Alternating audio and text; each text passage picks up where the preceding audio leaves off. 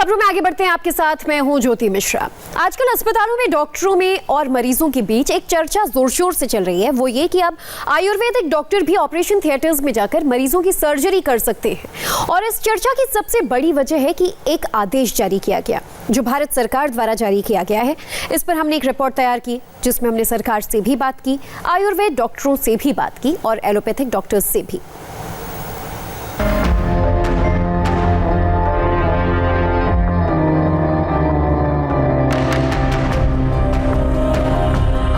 क्या हिंदुस्तान में ट्यूमर की सर्जरी अब आयुर्वेदिक डॉक्टर करेंगे? क्या अब आंख, कान, गले का ऑपरेशन करने के लिए आयुर्वेदिक डॉक्टर बुलाएंगे?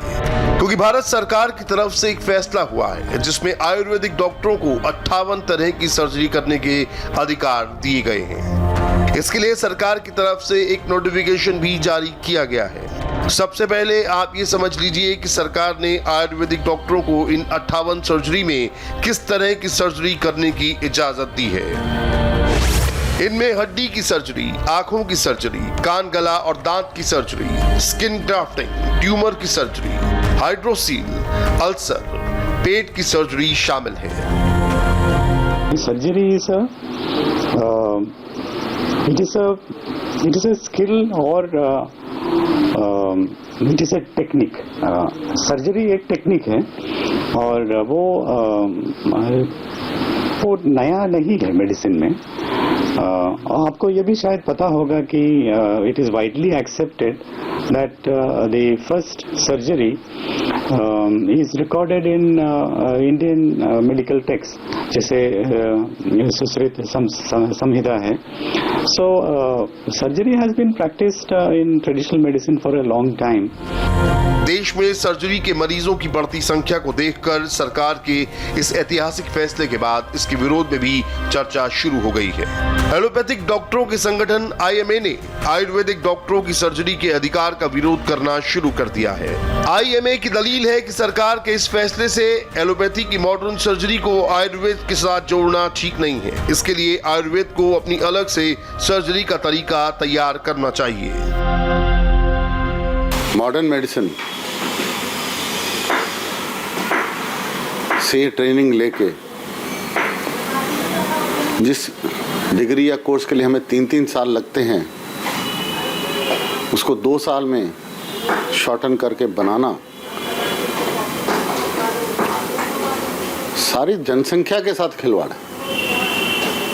आज एक बच्चा जो डॉक्टर बनने की सोचता है उसको नीट एग्जाम देना पड़ता है, नेक्स्ट एग्जाम देना पड़ता है। पहले MBBS करने के लिए नीट, उसके बाद MS MD करने के लिए नीट, MS जनरल सर्जरी करने के लिए 3 साल चाहिए, MSc ENT करने के लिए 3 साल चाहिए, MS ऑर्थोपेडिक्स करने के लिए 3 साल चाहिए और MD एनेस्थीसिया के लिए 3 साल चाहिए। ये 2 साल का कैप्सूल कोर्स में ये क्या बनाना चाहते हैं? IMA की अपील है कि CCIM यानी central council of Indian medicine खुद के प्राचीन लेखों से सर्जरी की अलग शिक्षण प्रक्रिया तैयार करे। सर्जरी के लिए मॉडर्न मेडिसिन के तहत आने वाले विषयों पर दावा ना करें। IMA का आरोप है कि CCIM की नीतियों में अपने छात्रों के लिए मॉडर्न मेडिसिन से जुड़ी किताबों के जरिए इलाज के दोनों तरीकों को मिलाने की कोशिश हो रही है। इसके अलावा सर्जरी आधुनिक मेडिकल साइंस का हिस्सा है और इसे आयुर्वेद के साथ मुख्यधारा में नहीं लाया जा सकता है। लेकिन इस पर सरकार की दलील है कि इस आदेश से सिर्फ 58 तरह की सर्जरी करने के लिए अनुमति होगी, बाकी कोई भी आयुर्वेदिक डॉक्टर ऑपरेशन नहीं कर सकता। इस खबर के आने के बाद ऐसा लग रहा था कि कोई भी आयुर्वेदिक और मान्यता प्राप्त डॉक्टर ऑपरेशन कर सकता है, लेकिन ऐसा नहीं है। लेकिन बहुत से लोगों के मन में इस खबर को सुनकर कई तरह के सवाल आ रहे हैं, जैसे क्या आयुर्वेदिक डॉक्टर एक एक्सपर्ट एलोपैथिक सर्जन की तरह ऑपरेशन कर सकते हैं? आयुर्वेदिक डॉक्टरों की सर्जरी करने से कोई नुकसान तो नहीं होगा? आयुर्वेद में हर्बल दवाइयों से इलाज किया जाता है, तो उनसे सर्जरी क्यों करवाई जाए? अब इन सवालों के जवाब भी समझ लीजिए। आयुर्वेद के जानकारों का कहना है कि आयुर्वेद के लिए सर्जरी करना कोई नया काम नहीं है। आयुर्वेदिक डॉक्टरों को सर्जरी के बारे में पढ़ाया जाता है और पूरी ट्रेनिंग के बाद ही डॉक्टरों को सर्जरी करने दी जाएगी। इसके अलावा आयुर्वेद में 2500 साल पहले शल्य चिकित्सा का वर्णन है। महर्षि सुश्रुत को सर्जरी का जनक माना जाता है, जिनकी लिखी हुई सुश्रुत संहिता में हर तरह की सर्जरी का उल्लेख है। पहले तो आज से कोई 100-125 या 150 साल पहले तो मॉडर्न सर्जरी के पास उनको ज्ञान नहीं था सर्जरी का। सारे जो हमारे इंस्ट्रूमेंट्स हैं सुश्रुत के, आज भी वो उसी तरह के उस मॉडल पे बने। तो हमारा जो चिकित्सक थे वो सर्जरी किया करते थे, लेकिन पिछला कोई 1000-1200 साल का काल ऐसा आया जिसमें बुद्ध काल था, फिर उसके बाद में विदेशी शासन आया और उन लोगों ने हमारा जो ये आयुर्वेद में सर्जरी थी, आयुर्वेद का ह्रास हुआ।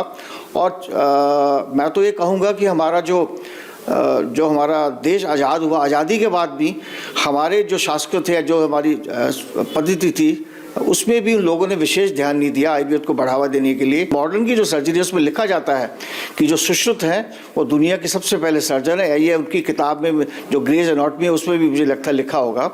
और मेरा ये मानना है कि भारत सरकार को, हेल्थ मिनिस्ट्री को, आयुष डिपार्टमेंट को, दोनों को मिलकर एक ऐसा कोर्स करना चाहिए कि जो एलोपैथी के डॉक्टर्स हैं उनको आयुष का ज्ञान दें, और जो आयुष के जो डॉक्टर्स हैं, आयुर्वेद के डॉक्टर हैं, उनको मॉडर्न का ज्ञान के साथ साथ में पूरा सर्जरी का ज्ञान दें।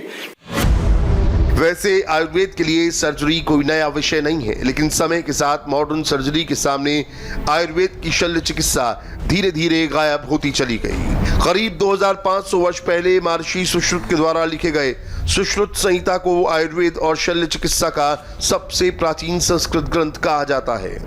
इस सुश्रुत संहिता में 184 अध्याय के जरिए 8 प्रकार की मुख्य शल्य क्रियाओं को बताया गया है, जिनमें छेद यानी छेदन के लिए, भेद यानी भेदन के लिए, लेख यानी अलग करने के लिए, वेद्य शरीर में हानिकारक द्रव्य निकालने के लिए, ऐश नाड़ी में घाव ढूंढने के लिए, आहार हानिकारक उत्पत्तियों को निकालने के लिए, विश्रव्य शरीर से द्रव्य निकालने के लिए, और सीव्य सर्जरी के बाद घाव सिलने के लिए विस्तार से बताया गया है।